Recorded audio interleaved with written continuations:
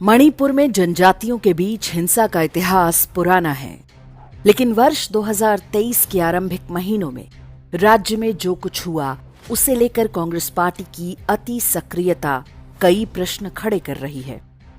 ये वो प्रश्न हैं जिनके उत्तर हर भारतीय को पता होने चाहिए।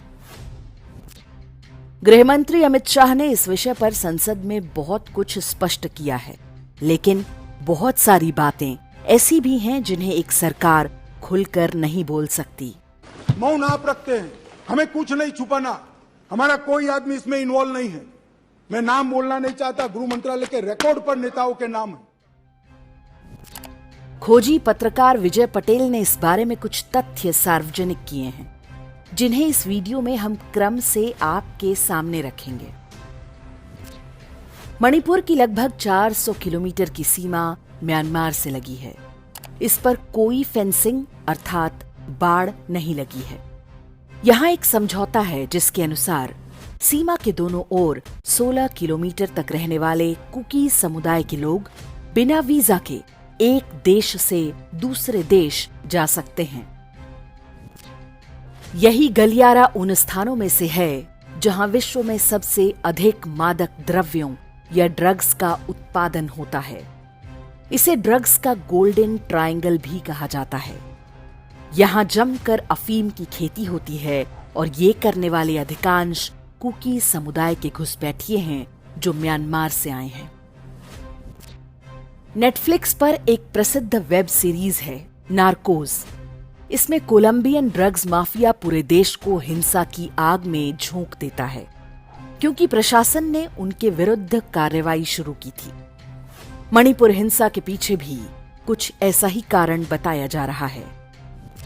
कोलंबिया में ड्रग्स व्यापार के पीछे अमेरिकी अरबपति जॉर्ज सोरोस का बड़ा हाथ बताया जाता है।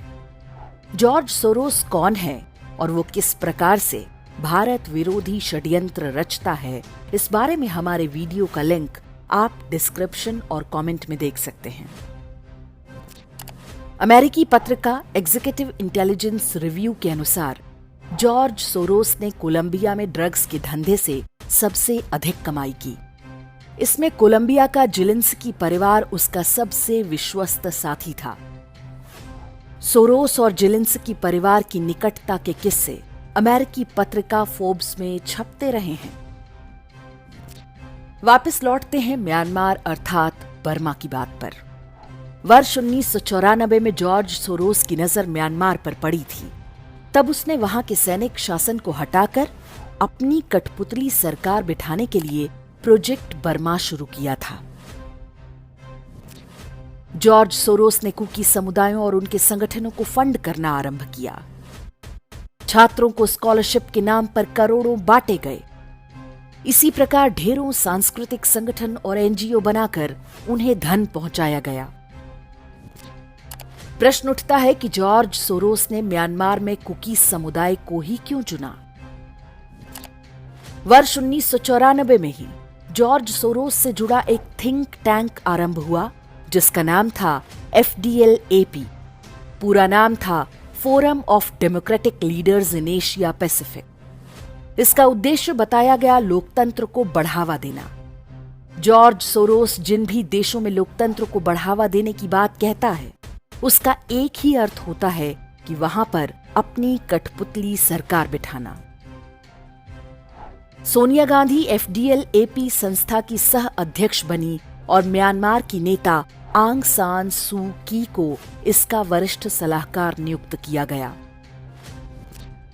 म्यांमार की नेता आंग सान सू की को लोकतंत्र समर्थक नेता बताया जाता है। उन्हें नोबेल पुरस्कार भी मिल चुका है। जॉर्ज सोरोस से उनकी निकटता जगजाहिर है। जॉर्ज सोरोस ने अपनी फंडिंग से एक ड्रग्स पॉलिसी अलायंस बनाया। इसका काम विश्व भर में दबाव बनाकर सरकारी नीतियों में बदलाव करना था। वो ड्रग्स से संबंधित अपराधों को डिक्रिमिनलाइज अर्थात अपराध की श्रेणी से बाहर करवाना चाहता था। बहाना था मानवाधिकारों के उल्लंघन का। जॉर्ज सोरोस की संस्था ने विश्व भर में अभियान चलाया कि ड्रग्स बेचते या खरीदते पकड़े गए लोग वास्तव में अत्यंत निर्धन हैं और सरकारें उन पर अत्याचार कर रही हैं। उनके विरुद्ध हो रही कानूनी कार्रवाई मानवाधिकारों का उल्लंघन है। वर्ष 2018 में श्रीलंका सरकार ने वहां जड़ें जमा चुके ड्रग्स कार्टेल के विरुद्ध अभियान चलाया था। मादक द्रव्यों का व्यापार करने वालों को मृत्यु दंड की घोषणा भी की गई। इससे जॉर्ज सोरोस भड़क उठा था। उसने ट्वीट करके श्रीलंका सरकार को चेतावनी दी थी कि ड्रग्स तस्करों पर कार्रवाई करके श्रीलंका सरकार अपने लिए डिजास्टर यानी संकट आमंत्रित कर रही है। सोरोस की चेतावनी सच साबित हुई। वर्ष 2022 में श्रीलंका दिवालिया होने की कगार पर पहुंच गया। यहां तक कि हिंसा और विद्रोह की स्थिति उत्पन्न हो गई। श्रीलंका की ही तरह वर्ष 2018 में भारत ने मणिपुर में ड्रग्स माफिया के विरुद्ध अभियान आरंभ किया। मणिपुर सरकार ने 18,664 एकड़ भूमि में अफीम की खेती को नष्ट करवा दिया। इस दौरान 963 अपराधी ड्रग ट्रैफिकिंग में पकड़े गए। कुकी समुदाय के घुसपैठियों द्वारा हिंसा इस कार्रवाई के साथ ही शुरू हो गई थी। आग में घी का काम किया मणिपुर उच्च न्यायालय के आदेश ने, जिसमें उसने हिंदू मेतेई समुदाय को जनजातीय आरक्षण के लिए योग्य माना। अर्थात मणिपुर में हिंसा का असली कारण ड्रग्स था। जो कोलंबिया और श्रीलंका में हो चुका था, वही अब मणिपुर में भी आरंभ हो गया। हमें कहने की आवश्यकता नहीं है कि इस पूरी हिंसा के पीछे कौन से बड़े लोग हैं। आप स्वयं निर्णय कीजिए कि क्या ये सब कुछ संयोग मात्र है।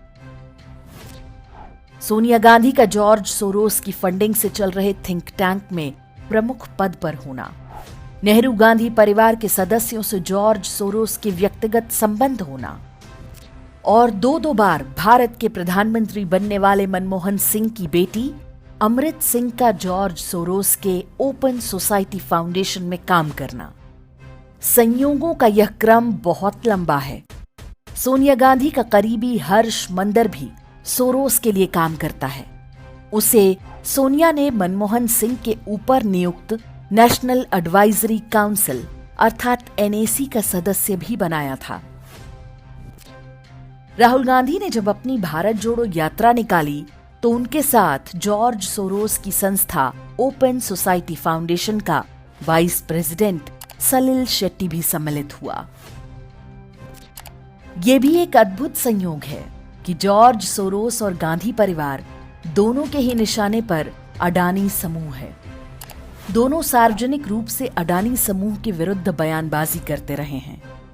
जॉर्ज सोरोस के लिए अडानी कितना बड़ा कांटा है, ये इसी से समझ सकते हैं कि हिंडनबर्ग की फर्जी रिपोर्ट आते ही सोरोस ने वक्तव्य दिया था कि अडानी संकट से भारत में लोकतंत्र का उदय होगा।